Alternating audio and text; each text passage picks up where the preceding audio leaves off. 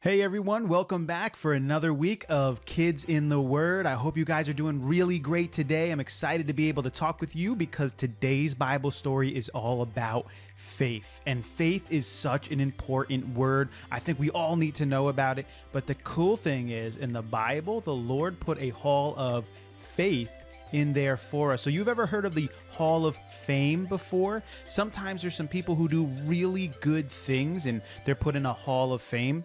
But in the Bible, one thing that the Lord was looking for was people who had faith. Those who just trusted God, no matter what He said, no matter what He shared with them to do, they just trusted Him because they believed in God so much.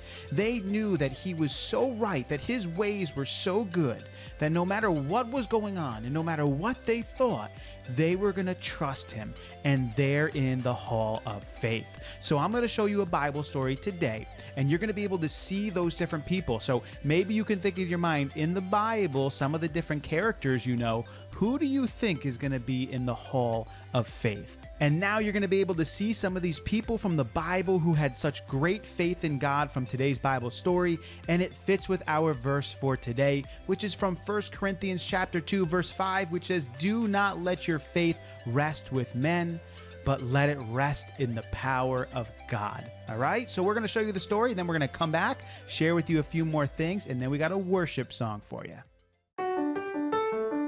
A Hall of Fame is a place that honors people that are exceptional at what they do. It exists to remind future generations of the greatness of these people from the past. Did you know that God has a Hall of Fame to remember the extraordinary people of faith who were written about in the Old Testament? And we can find that Hall of Fame in the New Testament of the Bible. Hebrews 11 tells us that faith is the confidence that what we hope for will actually happen. It gives us assurance about things we cannot see. This faith is what gave people in the old days great fame. This faith is what puts them in God's Hall of Fame. By faith, Abel gave his best to God. By faith, Enoch walked with God and was a friend of God. By faith, Noah listened to God, obeyed God, trusted God, and did what's right. It was by faith that Abraham followed God, and that even Sarah, Abraham's wife, believed that God would keep His promise.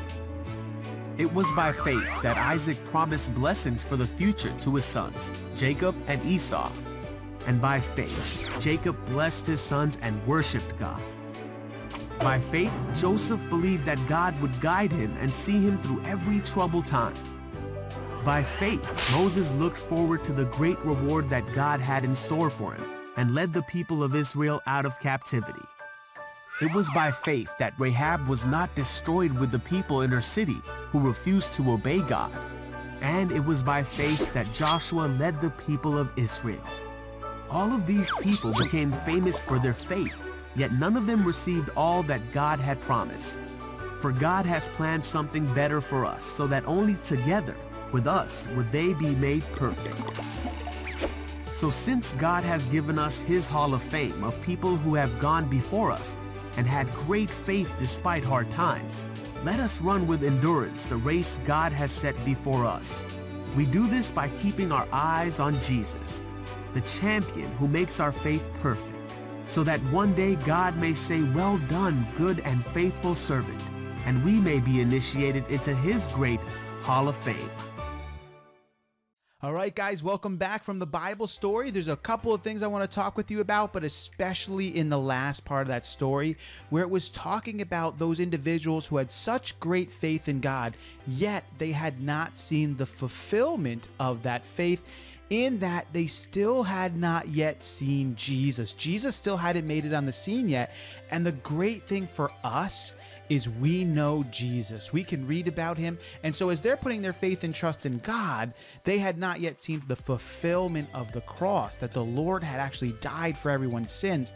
But we have seen that fulfillment in the Bible. So we get to put our faith and trust in Jesus Christ. And that's an awesome thing. You don't have to put your faith and your trust in yourself. Like, you don't have to be good enough or great enough. Just be who the Lord made you. You know, God gave you gifts. He gave you talents. He gave you abilities. You're an awesome person. The Lord created you in an awesome way. use those things for God, and then put your faith and your trust in Jesus, that he's in control, and that is the fulfillment of it. And that fits perfectly with our Bible verse for today, which is from 1 Corinthians chapter 2, verse 5. For let not your faith rest with men, but in the power of God. Remember that. Put your faith and your trust in him, and one day you're going to be in heaven, and the Lord is going to say, welcome to you. He's going to say, good job. You have been a faithful servant. And what a wonderful day that's going to be. All right, we're not done yet because we got a worship song for you. So what I want you to do is turn the volume all the way up and worship as loud as you can. Worship the Lord right now in spirit and in truth. And we will see you guys next week for another Kids in the Word.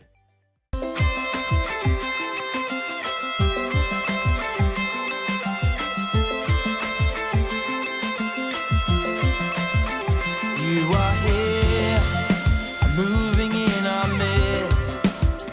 I worship you, I worship you. You are here, working in this place. I worship you, I worship you.